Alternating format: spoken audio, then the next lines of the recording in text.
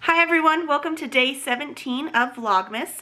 Today I'm going to be baking a pumpkin butterscotch loaf. I have a Christmas luncheon on Thursday for my work, and I was gonna go out and maybe get some stuff to make Chex Mix and Rice Krispie treats, but it is a flood watch here and it just got done snowing and I think it's icing right now.